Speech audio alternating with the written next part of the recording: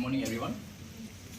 Today, I'm going to give review about the book Wings of Fire, which is written by APJ Abdul Kalam, the former president of India, a teacher and a philosopher and a motivational speaker, and finally, the missile man of India, who made us to be proud to say this, to say that we are the Indians. I'm coming to the book.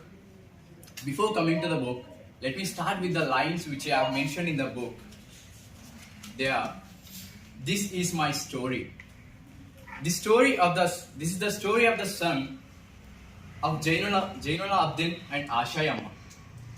The story of a student taught by teachers like Ayyadurai Solomon, and the story of engineer spotted by MGK Menon and groomed by Dr. Sarabhai, and the story of a leader who encouraged and supported by the people and the great personalities of India. The story, this book, which involves the childhood and the adulthood and the young age, the difficulties which are faced by Dr. APJ Abdul Kalam while launching the missiles, while his research part, and he also included the Second World War, which is happened in 1942. Let's come to the childhood. Is the person who born to, as I mentioned as I mentioned in the above line, is the person who born in a middle class family in Rameshwaram to Jainula Abdul and Ashayamma. He says that he's just a normal person. He's a normal guy. He's a short guy who born to the tall parents and handsome parents. That shows that he's how down to earth he was. And second thing, he born and brought up in Rameshwaram and completed his primary school in Rameshwaram, which is located nearby his home. And after the completion of primary school, he went to Ramanathapuram, which is in went to the Ramanathapuram to study his matriculation, which is in matriculation, and there he says that he has faced many challenges, many difficulties to stay there. He missed his parents. Once we get in, once we go out of our local place, our hometown, we face some difficulties to stay there. We face some problems to adopt to the nature which is still there, and but there he was motivated and encouraged by a teacher called Ayyadurai Solomon, and there he passed a SSC with a good marks, and after that he completed his intermediate in science background, and then he joined in BSc in Trichy, which is a St. Joseph's College. And after completion of BSc, he came to know that BSc Physical Science, he had completed BSc Physical Science. After the completion of BSc Physical Science, he came to know that BSc Physical Science is not his interest. So what to do next? Why he joined in BSc Physical Science without having a proper knowledge on that? Because he says this: the biggest problem the Indian youngsters are facing in our country is the lack of direction and the lack of clarity on vision which they have. And after that, he joined in engineering, where Mr. MJK Menon, who supported him a lot, and he did his engineering in aeronautical science. And after that, he has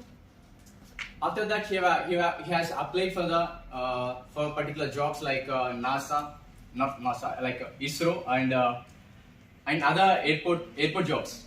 And there once he called for the interview, for the for a job in an airport, and there he faced many difficulties. Like they selected 10 members for the interview, and after that he went there up to 9 members. They have selected up to 9 members, and he's the last person who's standing at the 10th position.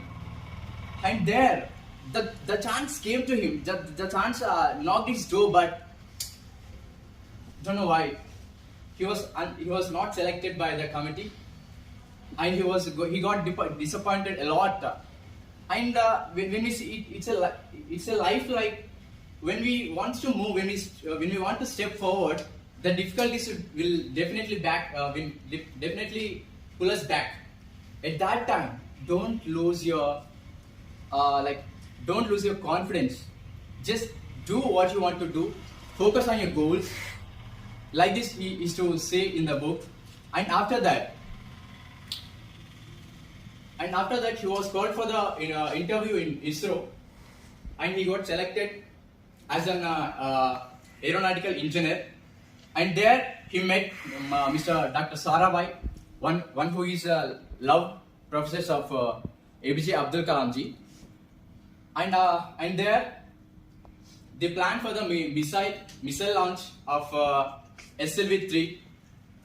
And there again he faced an obstacle. SLV-3 in first attempt they have failed in second stage. And there they got disappointed, and they don't know what to do, what to do next time, whether we have to do or whether we have to continue or we have to stop. But that after just because of encouragement of Dr. Sarabhai's encouragement and the motivation, again the Abdul Kalam came into the existence, and he again started his research. And after that, after 1 year, they planned for the SLV-3 second launch, and many expectations. As let me take an example of ISRO, like Chandrayaan-3, the latest success of our India. When the Chandrayaan-3 is going to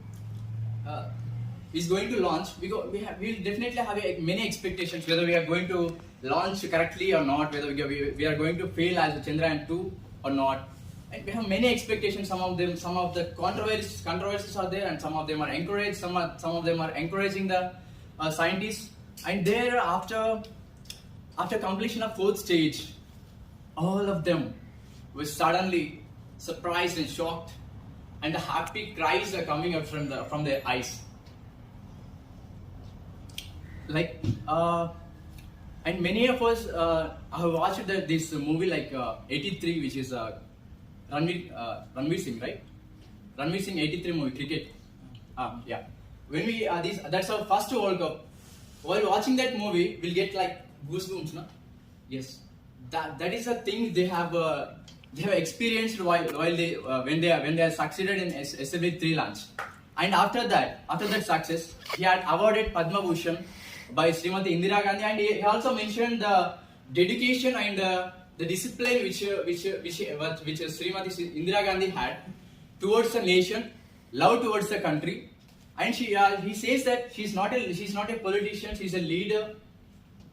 She's a leader of India. And unknowingly and unsuddenly, and Indira Gandhi got assassinated. And after that, he joined in DRDO along with Nambi Narayan. Nambi Narayan is aware of many of us, right? Yes. Rocketry movie. Yeah.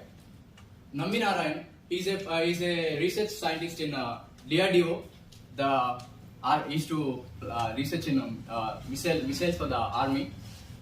And there, the Nambi Narayan and team were asked to join in the DRDO, so that he went to join there. And after that, they have planned for the integrated mission launch, that is with 5 weapons like Agni and Prithvi and some other 3 weapons. I can't recall it exactly. These are the 2 examples which I have now. And after after facing many obstacles, many struggles, like, and their assassination of Indira Gandhi, and they got struck there after Rajiv Gandhi came and encouraged them to them to move on the work, and there they planned, and they finally succeeded the launch of integrated mission, which is with 5 missiles. Now it is the only mission which is like a great weapon to the India. And let me also include, and he also included the point that how Indian army are forced to join allied forces by British. At that time, we are in the rule of Britishers. So how these Britishers have forced our Indian army to join in the allied forces in the World War II. And one more thing, he also quoted one thing that India, what does India deserves? India won't deserve anything, just our success. So let us aim for our success, and let us make our India to be success, to be developed, and we should always be proud. We should always be proud to be an Indian. Like, we have many scientists, many great personalities, and there and coming to his coming back to his personal life. Before, and there will be one person who comes to in our life, there will be change, there will be difference. Like, he has a friend like Jalaluddin and Shamsuddin. Shamsuddin is his cousin brother, I think, and Jalaluddin is his brother's husband, and both of them were changed him a lot. Their way of behavior, their way of talking, and their way of explanation, encouragement, everything changed him a lot to one whom to move from Rameshwaram to the missileman of a normal boy from Rameshwaram to the missileman of India. And finally, I want to say that once whether